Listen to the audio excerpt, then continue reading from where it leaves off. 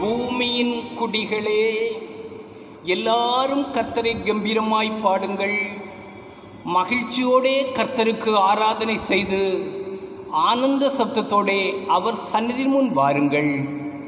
அவரே தேவன் என்று அறியுங்கள், நாம் அல்ல, அவரே நம்மை உண்டாக்கினார். நம்மை உண்டாக்கின கர்த்தருக்கு முன்பதாக நாம் பணிந்து குனிந்து முழங்கால் படியிடுவோம். வாருங்கள், ஜெபம் செய்வோம்.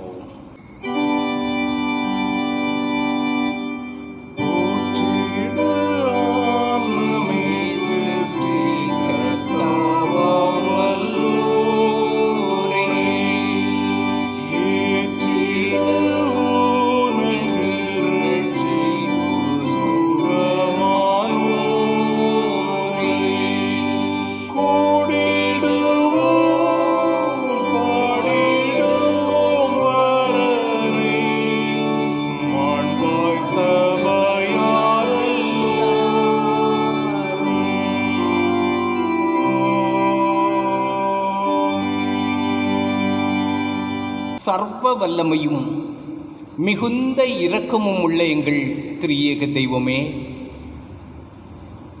உம்மை நன்றி நிறைந்த நெஞ்சத்தோடு துதிக்கிறோம், ஸ்தோத்திரிக்கிறோம். அப்பா, கடந்த ஒரு வார காலம் மிக சிறப்பாக எங்களை வழிநடத்தினீர். சென்று வந்த இடங்களிலெல்லாம் உம்முடைய பிரசன்னத்தால் வழிநடத்தினீர். ஆண்டவரே, எங்களுடைய தேவைகளை உடனிருந்து சந்தித்தீர். உமக்கு நாங்கள் நன்றி செலுத்துகிறோம், உம்மை துதிக்கிறோம், உம்மை ஸ்தோத்திரிக்கிறோம்.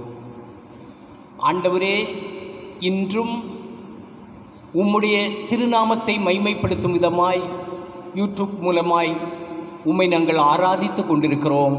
ஆண்டவருக்கு ஸ்தோத்திரம். இந்த ஆராதனையிலே பங்கெடுக்கிற, இல்லங்களிலிருந்து பங்கெடுக்கிற உம்முடைய பிள்ளைகள் அனைவரோடு உம்முடைய பிரசன்னமும் கிருபையும் ஆசீர்வாதமும் தங்கட்டும். தெய்வமே, இந்த தொழுகையின் தொடக்கம் முதல் முடிவு மட்டுமாய் உம் அருள் பிரசன்னத்தால் எங்களை வழிநடத்துவீராக. அனைவருடைய தேவைகளிலும் உம்முடைய பங்களிப்பு நிறைவாயிருக்கட்டும்.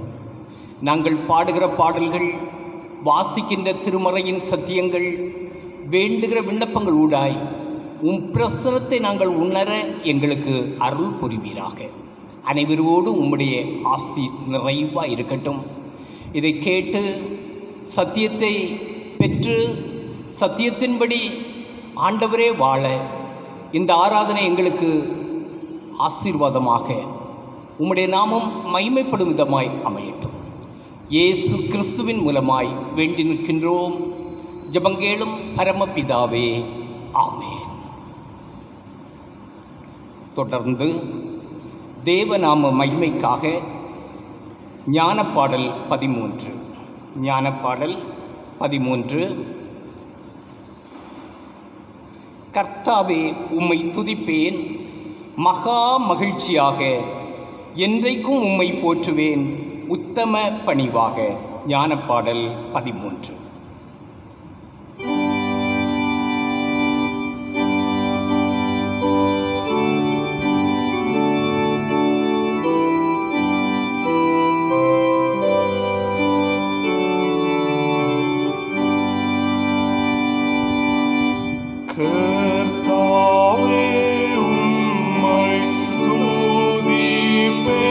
மகா மகிழ்ச்சியா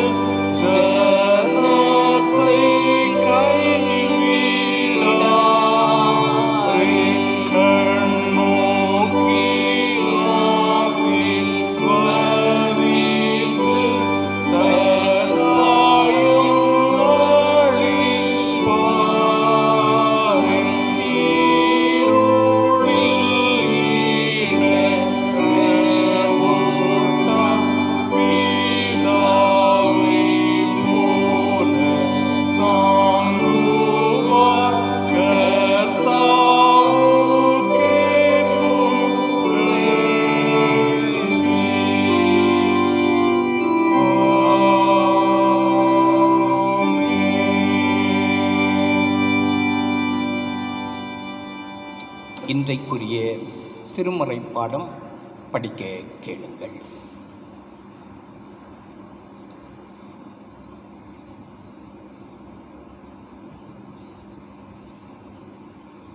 வாசிக்கும்படியாக கொடுக்கப்பட்ட திருமுறை பகுதி லூக்கா எழுதின சுவிசேஷம் 10ஆம் அதிகாரம்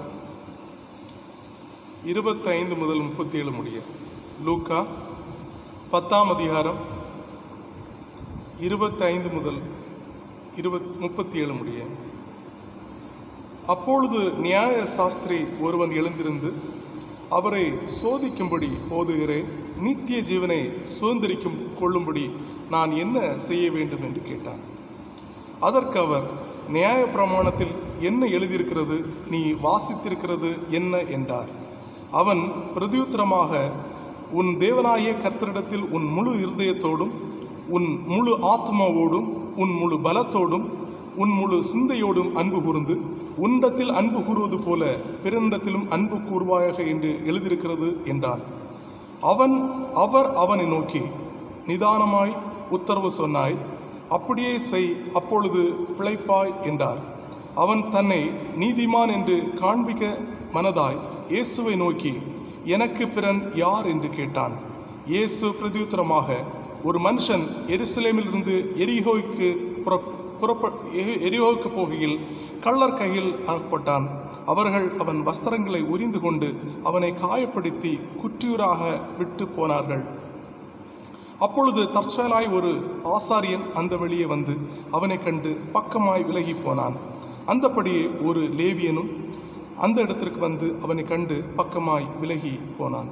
பின்பு சமாரியன் ஒருவன் பிரயாணமாய் வருகையில் அவனை கண்டு மனதுருகி கிட்ட வந்து அவனுக்கு காயங்களில் எண்ணெயும் திராட்சரசம் வார்த்து காயங்களை கட்டி அவனை தன் சுய வாகனத்தில் மேல் ஏற்றி சத்திரத்திற்கு கொண்டு போய் அவனை பராமரித்தான்.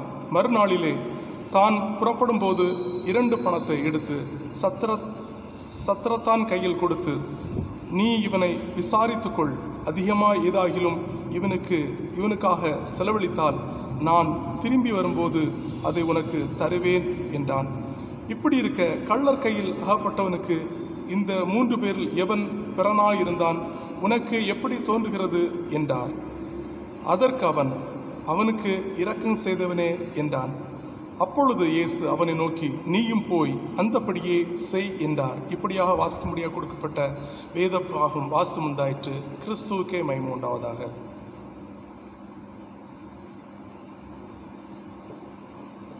நாம் அனைவரும் ஆண்டவராகிய இயேசு கிறிஸ்து கற்றுத்தந்த ஜெபத்தை இணைந்து ஏறெடுப்போம்.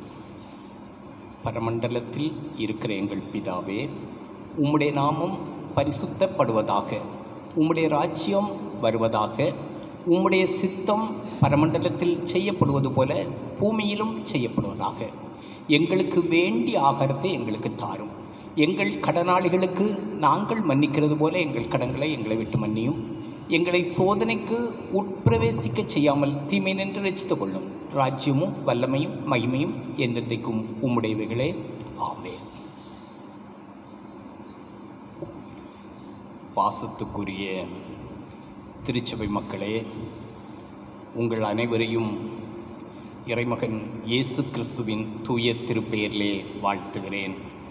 இறைவாசீர்வாதம் நம் அனைவரோடும் அனுதினமும் இருப்பதாக. இப்பொழுது நம்முடைய கரத்திலே இருக்கின்ற அருள்பணி கீதங்கள் பாடல் எண் 356 1 முதல் 3 வரை உள்ள சரணங்களை நாம் பாடுவோம். கைத்தட்டி பாடுவோம்.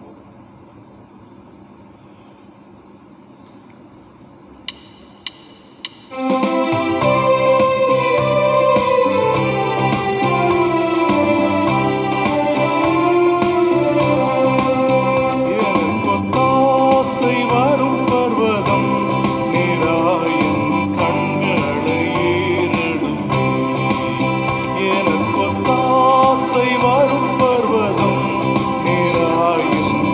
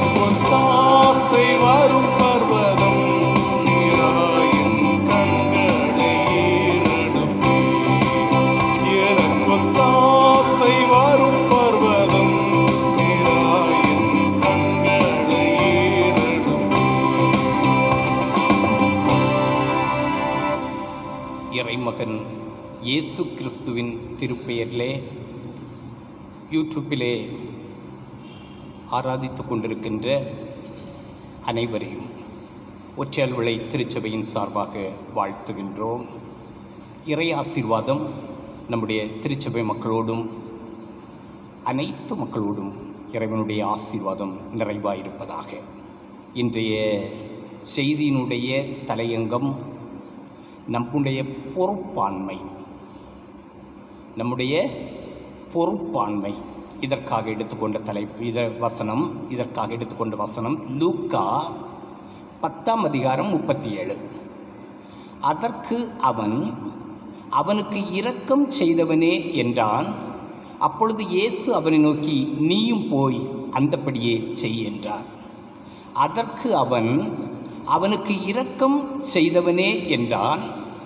அப்பொழுது இயேசு அவனை நோக்கி, நீயும் போய் அந்தப்படியே செய் என்றார். தலைகளை தாழ்த்தி ஜெபிப்போம். அன்பு நிறைந்த நல்ல கடவுளே, உம்முடைய வார்த்தைகளை கேட்கிறவர்கள் உள்ளங்களிலே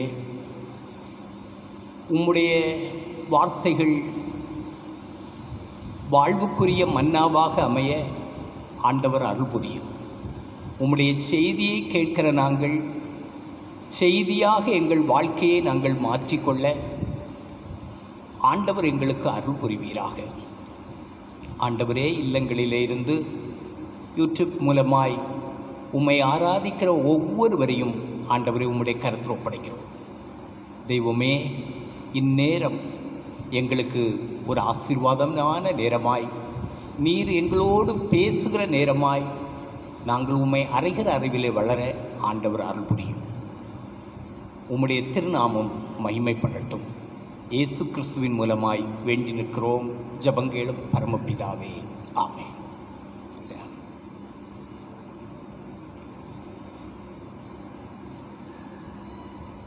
எனக்கு பிறன் யார் என்ற கேள்வியை எழுப்பிய நியாயசாஸ்திரியை மூலமாய் பதில் வரச் செய்து, நீயும் போய் அப்படியே செய் என்று ஒரு பொறுப்புணர்வை, ஒரு பொறுப்பாண்மையை இயேசு கிறிஸ்து கொடுக்கிறார். இந்த பகுதியை நாம் அதிகமாய் படித்திருப்போம் இல்லையா? அதிகமாய் இந்த பகுதியை நாம் படித்திருப்போம். எனவே இந்த பகுதியிலே நான் செய்தி கொடுப்பதற்கு முன்னே நீங்கள் ஆழமான பல சிந்தனைகள் உள்ளவர்கள். நீர் நிரம்பிய தொட்டி ஒன்றில் பஞ்சு பொம்மை, பஞ்சியினாலே செய்த ஒரு பொம்மை, மரக்கட்டையினாலே செய்த ஒரு பொம்மை, சர்க்கரையினால் செய்த ஒரு பொம்மையை போடுவதாக வைத்துக் கொள்ளுங்கள். நீர் நிரம்பிய ஒரு தொட்டியிலே பஞ்சியினாலே செய்த ஒரு பொம்மை, மரக்கட்டையினாலே செய்த ஒரு பொம்மை, இன்னும் சர்க்கரையினாலே செய்த ஒரு பொம்மையை போடுவதாக வைத்துக் கொள்ளுங்கள். என்ன நிகழும்? உங்களுடைய மனதிலே எண்ணி பாருங்க. பஞ்சு பொம்மை தொட்டியில் உள்ள தண்ணீரை உறிஞ்சி தன்னை கனக்க வைக்கும். பஞ்சு பொம்மை தொட்டியிலே உள்ள தண்ணீரை உறிஞ்சி தன்னை கனக்க வைக்கும். மரக்கட்ட பொம்மை தண்ணீரில் இருந்தாலும் அது தண்ணீரால் பாதிக்கப்படுவது இல்லை. சர்க்கரை பொம்மையோ தண்ணீரில் தன்னை கரைத்து தண்ணீரை சுவை உள்ளதாக மாற்றுகிறது. இன்று இந்த 3 விதமான பொம்மைகளும் இந்த உலகத்திலே வாழ்கின்ற 3 விதமான மக்களுடைய மனநிலையை சுட்டிக்காட்டுகிறது. இன்று தண்ணீரை உறிஞ்சி தன்னை கணக்க வைக்கிற பஞ்சு பொம்மை, தண்ணீரிலே போட்டும் தண்ணீராலே எந்த மாற்றமும் இன்றி காணப்படுகின்ற மரக்கட்ட பொம்மை, தண்ணீரிலே போட்டு தன்னையே கரைத்து தண்ணீருக்கு சுவை கொடுக்கிற சர்க்கரை பொம்மை. இந்த 3 விதமான பொம்மைகளும் இவ்வுலகிலே வாழுகின்ற 3 விதமான மக்களுடைய மனநிலையை, பொறுப்பாண்மையை, பொறுப்புள்ள வாழ்க்கையை சொல்லுகிறது. இம்மூன்று நிலை இன்றைய வேத வசனத்தின் பின்னணியிலே தியானிப்பது நம்முடைய தியானித்து நம்முடைய பொறுப்பாண்மை என்ன என்பதை நாம் தியானிப்போம். முதலாவது திருடனுடைய மனநிலை. இந்த பகுதியிலே திருடனை பற்றி சொல்லப்பட்டிருக்கிறது இல்லையா? திருடனுடைய மனநிலை. லூக்கா 10:30, கள்வர்கள் அவன் வஸ்திரங்களை உரிந்து கொண்டு அவனை காயப்படுத்தி குற்றுயிராக விட்டு போனார்கள். கள்ளர்கள் அவன் வஸ்திரங்களை உரிந்து கொண்டு அவனை காயப்படுத்தி குற்றுயிராய் விட்டு போனார்கள். இது என்னுடையதெல்லாம் என்னுடையது, உன்னுடையதும் என்னுடையது என்று சொல்லுகிற அபகரிக்கிற மனநிலை திருடர்களுடைய மனநிலை. என்னுடையதெல்லாம் என்னுடையது, உன்னுடையதும் என்னுடையது என்று சொல்லுகின்ற அபகரிக்கின்ற மனநிலை தான் திருடர்களுடைய மனநிலை. இவர்கள் தண்ணீரை காலி பண்ணி தன்னை கணக்க வைத்துக் கொள்ளுகின்ற பஞ்சு பொம்மையைப் போல பிறரை உறிஞ்சி தங்களை பலப்படுத்திக் கொள்கிறவர்கள்.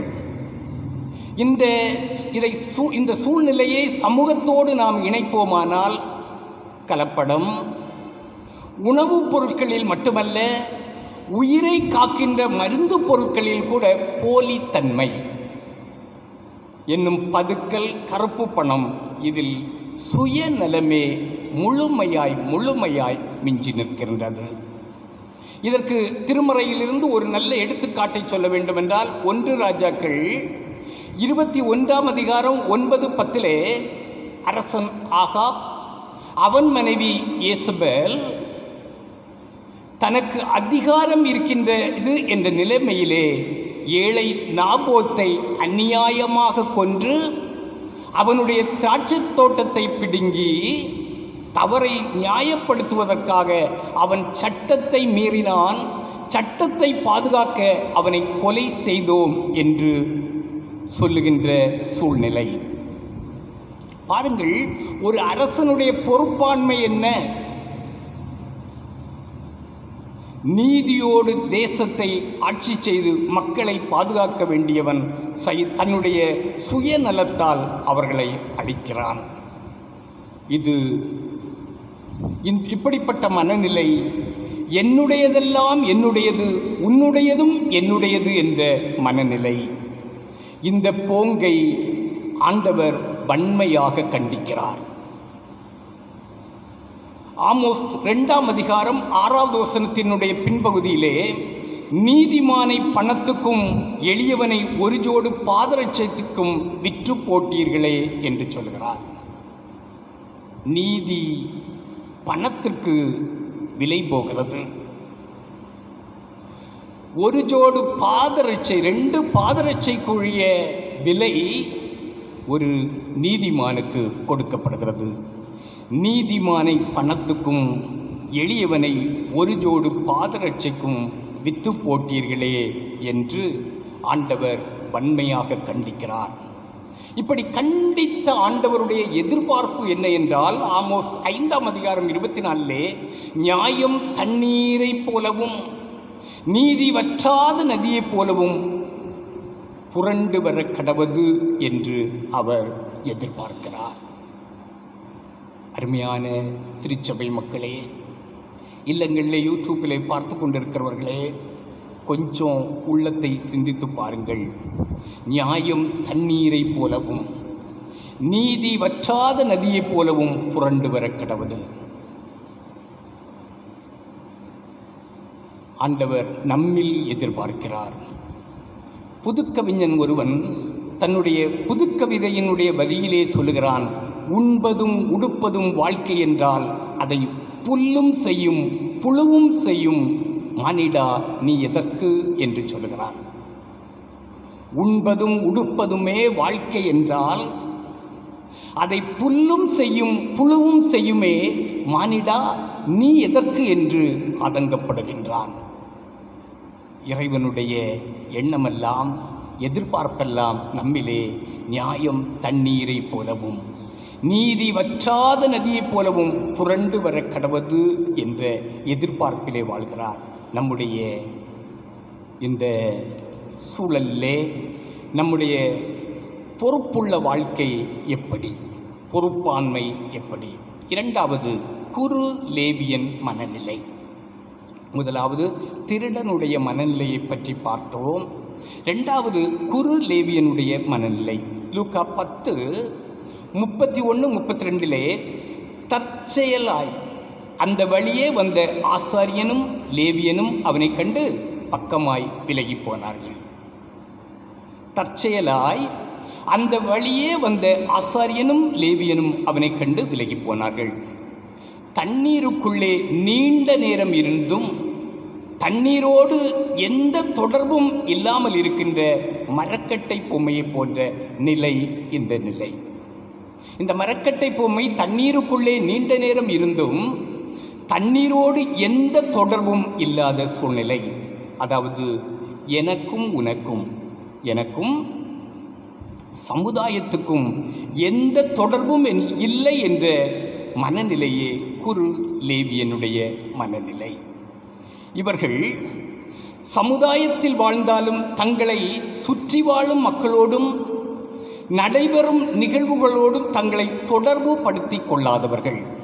இன்றைய 75% மக்களுடைய மனநிலை ஓரமாக ஒதுங்கி நின்று வேடிக்கை பார்ப்பவர்கள், பதுங்கி கொண்டு தங்களை பத்திரப்படுத்திக் கொள்கிறவர்கள். இன்றைய 75% மக்களுடைய மனநிலை ஓரமாக ஒதுங்கி நின்று வேடிக்கை பார்ப்பவர்கள், பதுங்கி தங்களை பத்திரப்படுத்திக் கொள்கிறவர்கள். இப்படிப்பட்ட சமூக அக்கறையற்ற மக்களை இன்றைய உலகம் பெற்றெடுத்து பேறுகால வேதனைப்படுகிறது. இரவு நேரம் அமைதியை கிழித்து கொண்டு பக்கத்து வீட்டில் இருந்து ஒரு பெரும் சத்தம் கேட்கிறது. கள்ளன் கள்ளன் என்ற கதறல் ஒலி கேட்டுக்கொண்டே இருக்கிறது. பக்கத்து வீட்டுக்காரன், பக்கத்து வீடு தானே, அவன் பாடு அவன் பார்த்துக்கிடுவான் என்று சொல்லி அமைதியாய் இருக்கிறான். அரை மணி நேரம் கழித்து இவன் வீட்டில் இருந்து இதே ஓலம் பிறக்கிறது. அவன் பார்த்தான், பக்கத்து வீடு தானே, அவன் பார்த்துக்கிடுவான், அவன் பிரச்சனை அவன் பார்த்துக்கிடுவான். காலையிலே இருவரும் சந்திக்கிறார்கள். இருவருடைய வீட்டிலும் ஒரு பொருளும் இல்லை. அதைவிட வேடிக்கை என்ன என்றால் இருவரும் உடன்பிறப்புகள். அன்புக்குரியவர்களே, பிறரின் துன்பத்தில் துன்புறுகிறவனும் இன்பத்தில் இன்புறுகிறவனுமே மனிதநேயம் உள்ளவன்.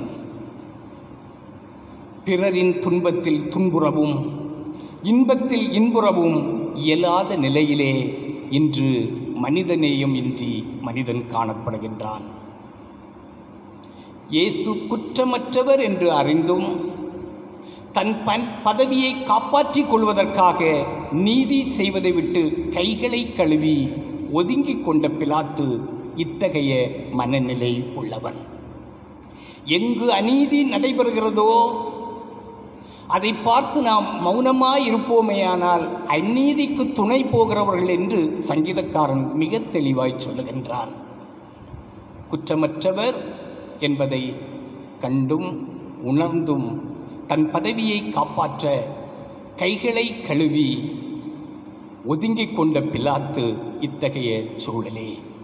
இன்றைக்கும் 75% மக்களுடைய மனநிலை இப்படியே காணப்படுகிறது. இப்படிப்பட்டவர்களே என்னுடையதெல்லாம் என்னுடையது, உன்னுடையதெல்லாம் உன்னுடையது என்று ஓரமாய் ஒதுங்கி நின்று வேடிக்கை பார்ப்பவர்கள், பதுங்கி நின்று தன்னை பாதுகாத்துக் கொள்கிறவர்கள். இவர்களால் இந்த சமுதாயத்துக்கோ திருச்சபைக்கோ உலகத்துக்கோ என்ன நன்மை? கடவுள் நம்மில் எதிர்பார்ப்பது என்ன? மூன்றாவது, சமாரியனுடைய மனநிலை. லூக்கா 10ஆம் அதிகாரம் 33-34 ஆகிய வசனங்களிலே, பின்பு சமாரியன் ஒருவன் பிரயாணமாய் வருகையில் அவனை கண்டு மனதுருகி கிட்ட வந்து அவனுடைய காயங்களில் எண்ணெயும் திராட்சரசமும் வார்த்து காயங்களை கட்டி அவனை தன் சுய வாகனத்தில் ஏற்றி சத்திரத்துக்கு கொண்டு போய் அவனை பராமரித்தான். இது உன்னுடையதெல்லாம் உன்னுடையது, என்னுடையதும் உன்னுடையது என்று சொல்கிற ஒரு தியாகமான மனநிலையே இந்த சமாரியனுடைய மனநிலை. அதாவது உன்னுடையதெல்லாம் உன்னுடையது, என்னுடையதும் உன்னுடையது என்கின்ற ஒரு நல்ல தியாகமான மனநிலையை சுட்டி காட்டுகிறது. அதாவது தன்னையே கரைத்து தன்னை முழுமையாக இழந்து தண்ணீருக்கு சுவை கொடுக்கிற சர்க்கரை பொம்மை போல தங்கள் நேரத்தையும் தங்களுடைய சக்தியையும் உழைப்பையும் தங்களுடைய செல்வத்தையும் கொடுத்து பிறருக்கு வாழ்வு கொடுத்து வளமூட்டுகின்ற நல்ல மனிதநேயம் உள்ளவன். மனிதம் என்று சொல்கிற நல்ல பண்பை இந்த சமாரியனிலே நாம் பார்க்க முடிகிறது. இவர்கள் தங்கள் சுயத்தை இழந்து பிறருக்கு சுகம் தருகிறவர்கள். இவர்கள் தங்கள் சுயத்தை இழந்து பிறருக்கு சுகம் தருகிறவர்கள். பிறருடைய வாழ்வு வளம் பெற உரமாக தங்களை கரைத்து கொள்கிறவர்கள். தங்களுடைய பிறர் வாழ்வு வளம் பெற உரமாக தங்களை கரைத்து கொள்கிறவர்கள். இவர்களே பூமிக்கு உப்பாக கரைந்து சுவை கொடுப்பவர்கள், ஒளியாக எரிந்து வாழ்வு கொடுப்பவர்கள். இவர்களே பூமிக்கு உப்பாக கரைந்து சுவை கொடுப்பவர்கள், ஒளியாக எரிந்து வாழ்வு கொடுப்பவர்கள். இவர்களே பிதாவினால் ஆசீர்வதிக்கப்பட்டவர்கள், இறைவனால் ஆயத்தம் பண்ணப்பட்ட இடத்துக்கு சொந்தக்காரர்கள். மொத்தமாய் சொல்லுவோமானால் கடவுளோடு சமத்துவ சிங்காசனத்தில் அமருகிறவர்கள். இதை சுருக்கமாய் மொத்தமாய் சொல்லுவோமையானால், திருமறை வெளிச்சத்திலே சொல்லுவோமையானால், கடவுளோடு சமத்துவ சிங்காசனத்தில் அமர்கிறவர்கள். மாவோ சொல்லுவான், ஒரு காரியத்தை செய்யக்கூடாது என்று முடிவெடுத்தால் அதற்கு 1000 காரணங்கள் சொல்லலாம். ஒரு காரியத்தை செய்யக்கூடாது என்று முடிவெடுத்தால் அதற்கு 1000 காரியங்கள் சொல்லலாம். செய்ய வேண்டும் என்று முடிவெடுத்து விட்டால் அதற்கு ஒரே ஒரு காரியம் போதும். இதற்கு நல்ல மனம் வேண்டும். இந்த மனமே சமாரியனிடம் காணப்பட்டது. இதற்கு நல்ல மனம் வேண்டும். அந்த மனமே நம்மிடம் காணப்பட வேண்டும் என்று ஆண்டவர் எதிர்பார்க்கிறார்.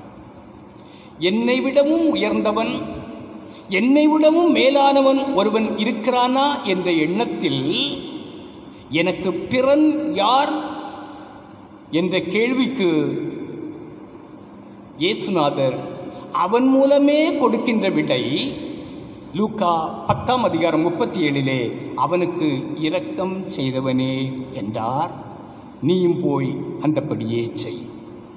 ஒரு நல்ல பொறுப்பாண்மைக்கு நேராய் இந்த மனிதனை வழிநடத்துகிறார். சில்வர் ஓக் மரம் பார்த்திருக்கிறீர்களா? சில்வர் ஓக் என்று சொல்கின்ற ஒரு மரம் நீங்கள் கட்டாயம் பார்த்திருப்பீங்க. இந்த மரம் இல்லையே தேயிலை தோட்டம் இல்லை. இந்த சில்வர் ஓக் மரம் இல்லையே தேயிலை தோட்டமே இல்லை. தேயிலை தோட்டத்திலே 50 அடிக்கு சுமார் 50 அடிக்கு ஒரு மரம் நட்டிருப்பார்கள்.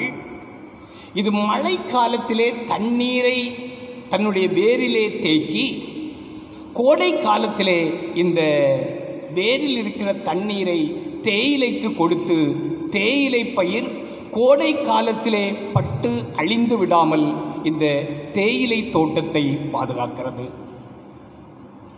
இது தேயிலை தோட்டத்தை மட்டும் பாதுகாக்கவில்லை, தேயிலை தோட்டத்தை சார்ந்து வாழுகின்ற அனைவருடைய வாழ்வாதாரத்தையும் பாதுகாக்கிறது. குறிப்பாக சொன்னால் கடைநிலையிலே தேயிலை அருந்துகிற நம்முடைய தேவையும் இந்த சில்வர் ஓக்ஸ் மரம் பாதுகாக்கிறது. கொஞ்சம் இந்த சில்வர் ஓக்ஸ் மரத்துக்கு இவ்வளவு பொறுப்பாண்மை இருந்தால் கிறிஸ்தவர்களாகிய நம்முடைய பொறுப்பாண்மை என்ன? கொஞ்சம் சிந்தித்து பாருங்கள். இந்த சில்வர் ரோஸ் மரம் இந்த தேயிலை தோட்டத்தை பாதுகாத்து அதனுடைய தொழிலாளிகள், முதலாளி, அதில் பணிபுரிகிறவர்கள் என்னும் கடைநிலையிலே தேநீர் குடிக்கிற நம்முடைய தேவையை அது நிறைவேற்றுகிறது என்றால், கிறிஸ்தவர்களாகிய நம்முடைய பொறுப்பாண்மை எத்தகையது? யோசேப்பு தன்னுடைய சகோதரர்களால் பாதிக்கப்பட்ட போதும், பாதிக்கப்பட்ட நிலையிலே தன்னுடைய சகோதரர்கள் வந்து நின்றபோது அவன் சொல்லுகின்றான், அவர்களை அவன் குற்றப்படுத்தவில்லை, அவர்களை பழிவாங்கவில்லை, அவர்களுடைய வளர்ச்சிக்கு நேராக அவன் தன்னை அக்கறை கொண்டவனாய் காணப்படுகின்றான். பாருங்கள், ஆதியாகமம் 50:20-21 நீங்கள் எனக்கு தீமை செய்ய நினைத்தீர்கள், தேவனோ இப்பொழுது நடந்து வருகிறபடியே வெகு ஜனங்களை உயிரோடே காக்கும்படிக்கு அதை நன்மையாக முடிய பண்ணினார். நீங்க தீமை செய்தது இந்த வெகு ஜனங்களை, பெரும் திரள் ஜனங்களை உயிரோடு காக்கும்படிக்கு நன்மையாக முடிய பண்ணார். இந்த வெகு ஜனங்களை உயிரோடு காக்கும்படிக்கு தான் நீங்க செய்ததுப்பா. எனவே நீங்கள் அது தப்புன்னு நினைக்காண்டாம், நீங்கள் பயப்பட வேண்டாம், நான் உங்களையும் உங்கள் குழந்தைகளையும் பராமரிப்பேன் என்று சொல்கிறார். நீங்க பயப்படாதுங்க. அவங்க மனதில் கஷ்டத்தோடு இருந்தபோது அந்த கஷ்டத்தை எப்படி அவன் சொல்றான் பாருங்க. அவங்க திட்டமிட்டு கொலை செய்தாங்க, இந்த திட்டமிட்டவன் அடிச்சு தூக்கி போட்டாங்க, விற்று போட்டாங்க. ஆனா அவன் சொல்றதை பாருங்க, இந்த பொறுப்பாண்மை. நீங்க என்னை கொலை செய்ய பார்த்ததெல்லாம் இந்த ஜனங்களை கடவுள் காப்பாற்றுவதற்காக தான் நடந்திருக்குப்பா, பயப்படாத, நான் உங்களையும் உங்கள் பிள்ளைகளையும் பராமரிப்பேன் என்று சொல்லுகின்றான். இயேசு கிறிஸ்து இன்று நம்மில் எதிர்பார்க்கிற பொறுப்பாண்மை மத்தேயு 5:13-14 நீங்கள் பூமிக்கு உப்பாய் இருக்கிறீர்கள், நீங்கள் பூமிக்கு உப்பாய் இருக்கிறீர்கள், நீங்கள் உலகத்துக்கு வெளிச்சமாயிருக்கிறீர்கள். நாம் இந்த பூமிக்கு உப்பு, நாம் இந்த உலகத்துக்கு வெளிச்சம். மத்தேயு 5:14 மனுஷர் உங்கள் நற்கிரியைகளை கண்டு பரலோகத்தில் இருக்கிற உங்கள் பிதாவை மகிமைப்படுத்தும்படி உங்கள் வெளிச்சம் அவர்களுக்கு முன்பாக பிரகாசிக்க கடவது. நீங்கள் செயலுள்ள மக்களாக, நீங்கள் பயனுள்ள மக்களாக இருக்க வேண்டும் என்று சொல்கிறார். என்ன நீங்கள் நான் அந்த லூக்கா 10:25-35 வரை உள்ள சமாரியன் உவமையிலே என் மனதை மிகவும் கவர்ந்த ஒரு பகுதி பாருங்க. நீங்க எடுத்து வச்சுக்கிடுங்க. இயேசு கிறிஸ்து சொல்லும்போது, இந்த உவமையிலே இயேசு கிறிஸ்து சொல்கிறார், வழியில் காயப்பட்டு குற்றுயிராய் கிடந்தவனுக்கு உதவி செய்தவன் நல்ல சமாரியன் என்பதை மிக தெளிவா இந்த உவமையில சொல்றார். வழிப்போக்கன் ஒருவன் காயப்பட்டு கல்லர்களால் அடித்து குற்றுயிராய் கிடந்தவன் நல்ல சமாரியன் என்பதை ரொம்ப தெளிவாக சொல்கிறார். இது நீங்கள் ரொம்ப புரியுதா பார்த்துக்கிடுங்க. நல்ல சமாரியன் வார்த்தை, இந்த சமாரியன் வார்த்தையை சொல்கிறார். நல்ல சமாரியன் என்ற வார்த்தை ரொம்ப தெளிவாக சொல்லுகிறார், ரொம்ப அழுத்தமாக சொல்லுகிறார். சொல்லிவிட்டு எனக்கு பிறன் யார் என்ற கேள்வியை எழுப்பிய நியாயசாஸ்திரியிடம் கேட்கிறார், இந்த மூவரில் எவன் பிறனாய் இருந்தான் உனக்கு எப்படி தோன்றுகிறது? இல்லை, கொஞ்சம் புரிஞ்சு பாருங்க. இந்த ஓமையில் ரொம்ப தெளிவாக சொல்கிறார், சமாரியன்னு சொல்கிறார், அழுத்தமாக சொல்கிறாரு, அவனை பற்றி நல்ல குணங்களை எல்லாம் சொல்கிறாரு. சொல்லிக்கிட்டு எப்பா இந்த மூவரில் எவன் பிறனாயிருந்தான் உனக்கு எப்படி தோன்றுகிறது என்று சொல்லும்போது அவனுக்கு இரக்கம் செய்தவனே என்று சொல்கிறான். சமாரியன் வார்த்தை அவன் வாயிலிருந்து வரல, பார்த்தீங்களா? அன்றைய சமுதாயத்தினுடைய நிலையை அப்படியே வடிவமைத்து சொல்லுகிறார் இயேசு கிறிஸ்து. இல்லையா? அந்த சமாரியன் என்று சொல்லக்கூடிய வார்த்தை இந்த நியாயசாஸ்திரியினுடைய உள்ளத்திலிருந்து வரல. ரொம்ப அழகா சொல்றார். அந்த இதுல அழுத்தமா சொல்றார் சமாரியன்னு சொல்லி. ஆனாலும் பாருங்க, இப்படிப்பட்ட மனநிலையை உடைய சமூகத்தை இயேசுநாதர் மிக சிறப்பாக சுட்டி காட்டுகிறார். தன்னுடைய வாயிலிருந்து சமாரியன் என்ற வார்த்தையே சொல்ல விரும்பாத இந்த சமூகத்துக்கு இந்த சமாரியன் செய்த உதவியும் தியாகமும் எவ்வளவு மேலானது. இதுதான் பொறுப்பாண்மை. தன்னை நிராகரிக்கிற, தன் சமூகத்தை ஏற்றுக்கொள்ளாத மனநிலை உள்ள மக்களுக்கு இந்த சமாரியன் செய்த இந்த தியாகம், உதவி எவ்வளவு சிறந்த பொறுப்பாண்மை. இன்றைக்கு இதைத்தான் ஆண்டவர் நம்மில் எதிர்பார்க்கிறார். அருமையான திருச்சபை மக்களே, இன்றைக்கு ஆண்டவர் நம்மில் எதிர்பார்க்கிற பொறுப்பாண்மை என்ன என்றால், பொறுப்புள்ள வாழ்க்கை என்ன என்றால், மத்தேயு 5:44, மத்தேயு 5:44, உங்கள் சத்துருக்களை நேசியுங்கள், உங்களை சபிப்பவர்களை ஆசீர்வதியுங்கள், உங்களை பகைக்கிறவர்களுக்கு நன்மை செய்யுங்கள், உங்களை நிந்திக்கிறவர்களுக்காகவும் உங்களை துன்பப்படுத்துவர்களுக்காகவும் ஜெபம் பண்ணுங்கள். என்ன அழகா சொல்றாரு பார்த்தீங்களா? இயேசுநாதர் அந்த ஓமையில் அன்றைய சமூக நிலையை மிக தெளிவாக சுட்டிக்காட்டி, கேட்பாரற்ற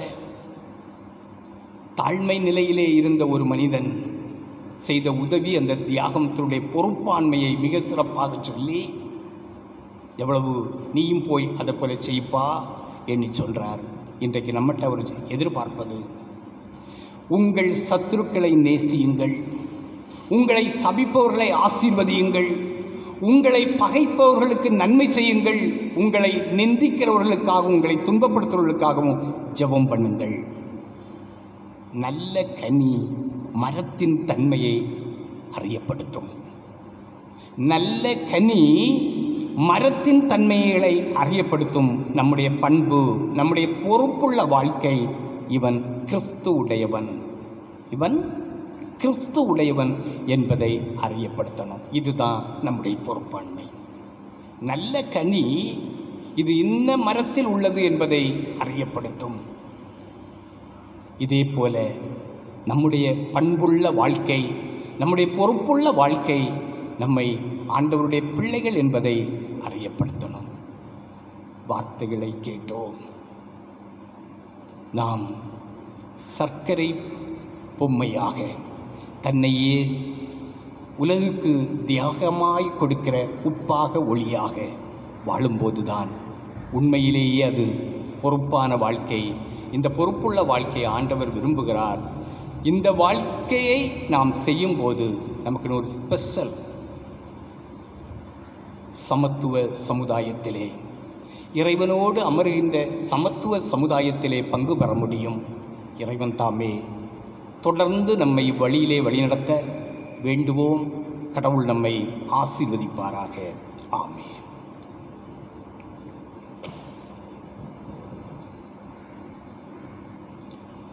தொடர்ந்து அறிவிப்புகள்.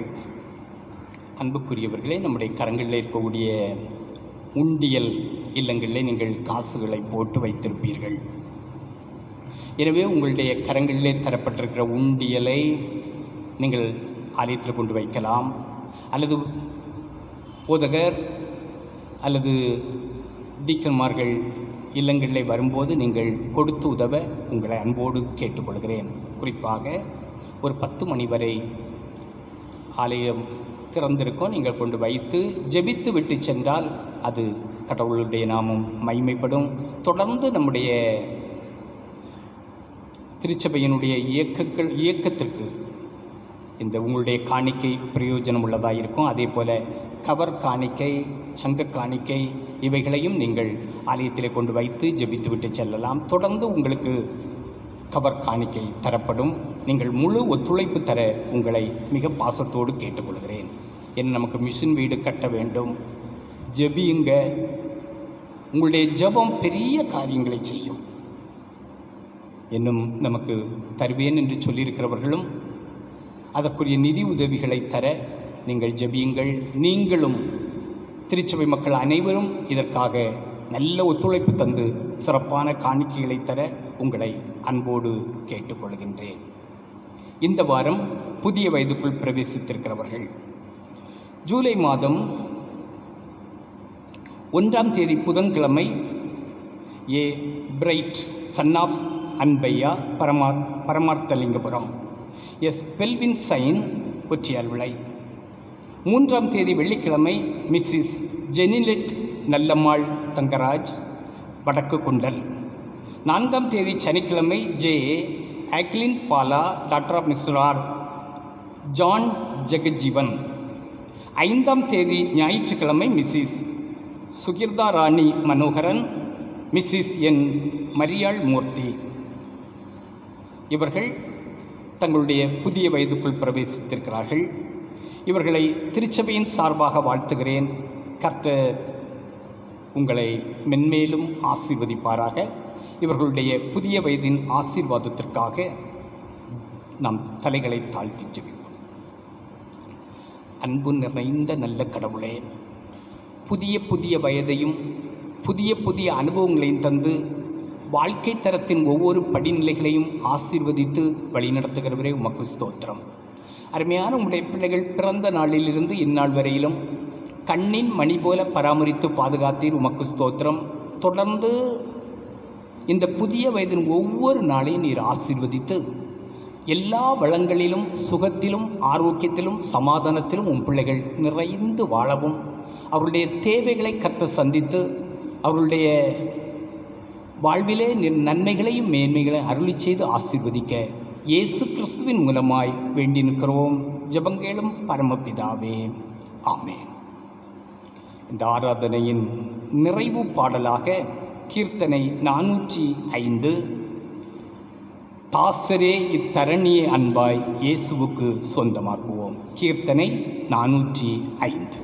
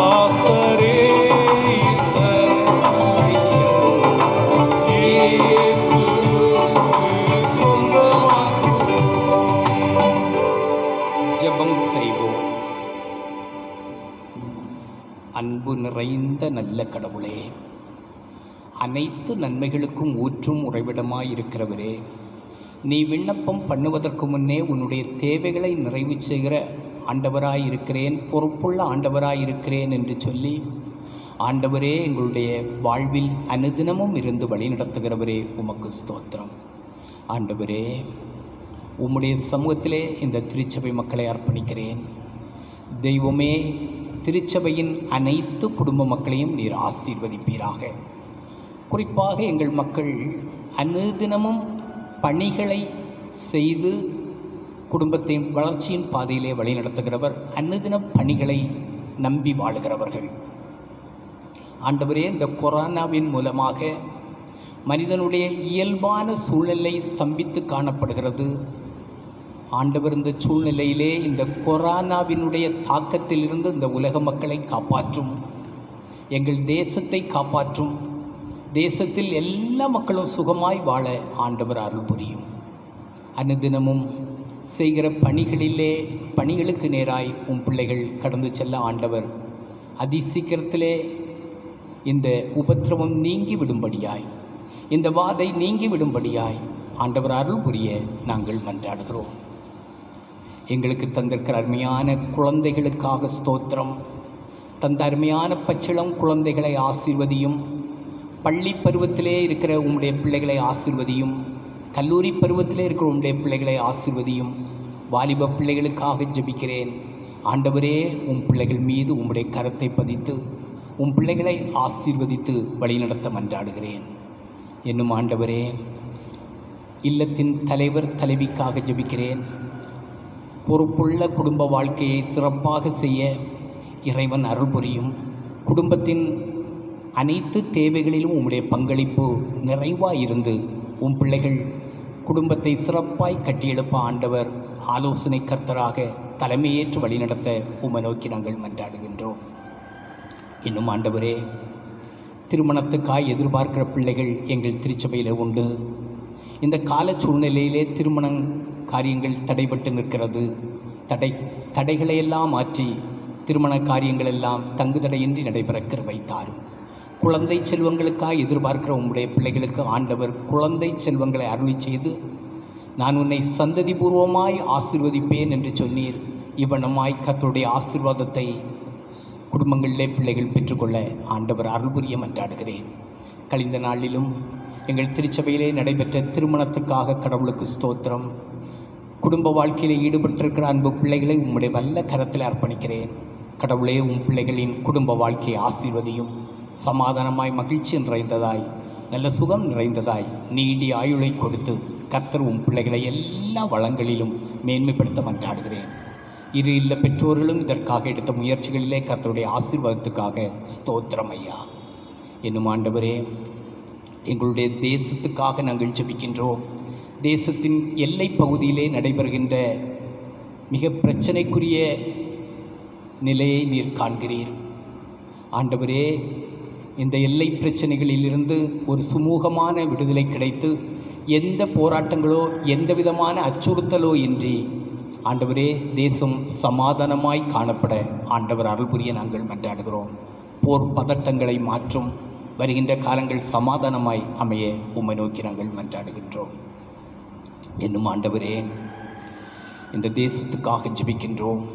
தேசம் உம்மை அறிகிற அறிவிலே வளர கர்த்தர் கிருபை தாரும். இதற்காக மிஷனரி பணி செய்கின்ற மிஷனரிமார்களோடும் விசுவாச குடும்பங்களோடும் இதற்காக கொடுக்கிற ஜெபிக்கிற அனைத்து மக்களோடும் உம்முடைய கரம் இருக்கட்டும். தேச தலைவர்களை நீர் பாதுகாத்து கொள்ளும். குறிப்பாக இந்த கொரோனாவின் தாக்கத்தினாலே அநேக மருத்துவர்கள், அநேக தாதிமார்கள், அநேக தூய்மை பணியாளர்கள், காவல்துறையிலே பணி செய்கிறவர்கள் பாதிக்கப்படுகிறார்கள். ஆண்டவரே, இந்த பாதிப்புகளிலிருந்து மக்களை காப்பாற்றும்.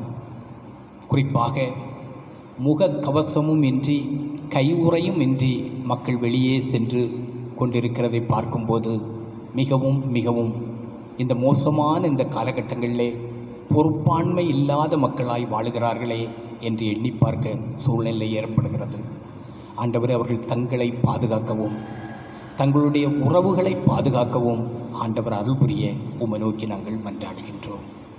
இன்னும் எங்கள் திருச்சபையிலே மிஷன் வீடு பணி கட்டுமான பணி இந்த கொரோனாவின் மூலமாய் தடைபட்டு நிற்கிறது. ஆண்டவரே, இந்த தடைகளை மாற்றும். கொடுக்க சித்தம் கொண்ட உள்ளங்களை தொடர்ந்து நீர் பக்குவப்படுத்தும். அதற்குரிய பொருளாதார வளங்களை அவர்களையும் மேன்மைப்படுத்தும். நாங்களும் இதற்காய் ஜெபிக்கிறோம், கொடுக்கிறோம். ஆண்டவருக்கு ஸ்தோத்திரம். இன்னும் ஆண்டவரே, இன்றைக்கும் உம் பிள்ளைகள் தந்திருக்கிற காணிக்கைக்காக ஸ்தோத்திரம் செலுத்துகிறோம். குறிப்பாக அவர்கள் இல்லங்களில் இருந்தாலும் ஊழியக்காரர்கள் மூலமாய் ஆண்டவரே கவர் காணிக்கைகளை தருகிறார்கள், உண்டியல் காணிக்கையை தருகிறார்கள். ஸ்தோத்திரம். இன்றைக்கும் உம்முடைய சமூகத்தில் நாங்கள் அர்ப்பணித்திருக்கிற அந்த காணிக்கைகளை கடவுள் அங்கீகரியும். இந்த காணிக்கைக்குரிய நன்மைகளை தாரும். இதற்குரிய நல்ல பலனை பெற்று நிறைவோடு வாழ ஆண்டவர் கிருபை தாரும். இவ்விடத்திலும் இறைவனை தொழுது ஸ்தோத்திரிக்கிற உம் பிள்ளைகளோடு உம்முடைய பிரசனமும் பாதுகாவலும் இருக்கட்டும். எங்கள் திருச்சபைக்கு நீர் தந்திருக்கிற அருமையான குடும்ப மக்கள், குழந்தை செல்வங்கள் என்னும் அருமையான பெற்றோர்கள் அனைவரோடு உம்முடைய கரமிருந்து எல்லாரையும் காத்துக்கொள்ளும். திருச்சபையிலே வளர்ச்சிக்காக அருமையான டீக்கன்மார்களோடும் என்னும் ஆண்டவரே கோயில் பிள்ளையோடும் என்னும் அருமையாய் ஆர்கனிஸ்ட் இவனமாய் ஆண்டவர் இந்த தொழுகையிலே கடவுள் யூடியூப்பின் மூலமாய் கேட்டுக்கொண்டிருக்கிற மக்களோடும் ஆண்டவருடைய பிரசனமும் ஆசீர்வாதமும் தொடர்ந்து இருந்து வழிநடத்தட்டும். கால சூழ்நிலைகள் எங்களுக்கு சாதகமாய் அமையட்டும். சென்று வருகிற இடங்களெல்லாம் உடைய பாதுகாவலை தாரும். செய்கிற பணிகளிலும் தொழில்களிலும் வியாபாரத்திலும் கடவுளே உம்முடைய ஆசீர்வாதத்தை தந்து எல்லா மக்களையும் வளமாய் மேன்மையாய் சமாதானமாய் காத்து வழிநடத்தும். இயேசு கிறிஸ்துவின் மூலமாய் வேண்டி நிற்கின்றோம். ஜெபங்கேளும் பரமபிதாவே. ஆமென். தேவன் தந்தையுக்காக என்றென்றைக்கும் ஸ்தோத்திரம். விண்ணோர் மண்ணோர் கூட்டமாக பாடுவோர் சங்கீதம். மீட்கப்பட்ட யாவராலும்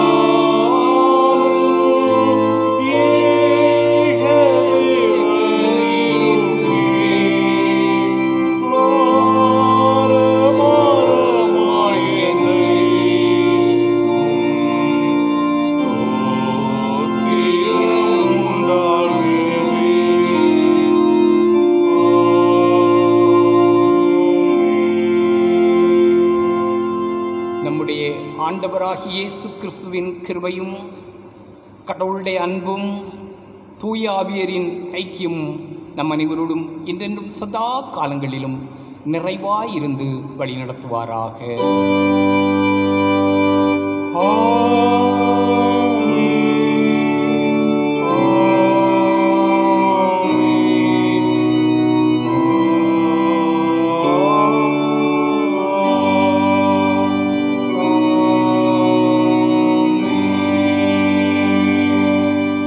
கர்த்தர் உங்களோடு இருப்பாராக. சமாதானத்தோடே சென்று வாருங்கள். கர்த்தருடைய நாமத்தினாலே ஆமென்.